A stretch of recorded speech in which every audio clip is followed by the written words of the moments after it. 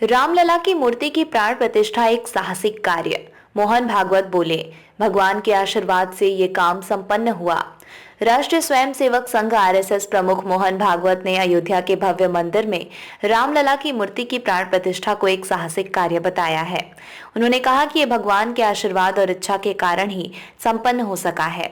सोमवार को पुणे जिले के आलंदी में गीता भक्ति अमृत महोत्सव में उन्होंने कहा कि भारत को कर्तव्य निभाने के लिए उठना होगा और यदि किसी भी कारण से भारत समर्थ नहीं बन पाया तो दुनिया को बहुत जल्द विनाश का सामना करना पड़ेगा।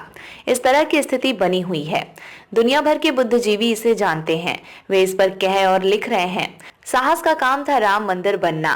भागवत ने कहा कि 22 जनवरी को रामलला का आगमन हुआ।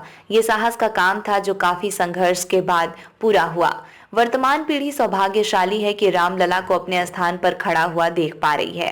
वास्तव में ये इसलिए हो सका है क्योंकि इसके लिए न सिर्फ हम सभी ने काम किया, बल्कि हम सभी ने कुछ अच्छे कर्म किए हैं।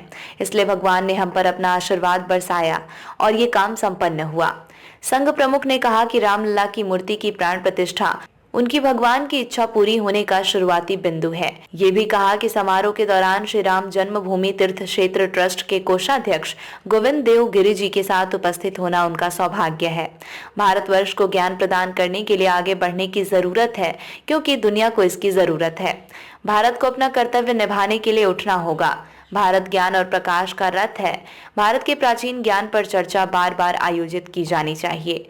वर्तमान परिदृश्य के अनुसार प्राचीन पाठ के अर्थ को बिना किसी गलती के ठीक से समझने की जरूरत है। गलत अर्थ से विनाश होता है। समय भले ही बदल गया, लेकिन ज्ञान और विज्ञान का मूल वही।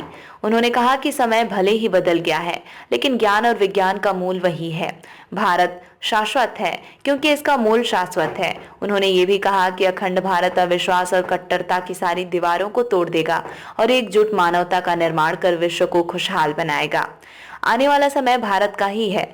बता दें कि गीता परिवार द्वारा आयोजित गीता भक्ति अमृत महोत्सव आध्यात्मिक गुरु श्री गोविंद देव गिरि महाराज के 75वें जन्म दिवस पर भव्य समारोह के रूप में आयोजित किया गया था।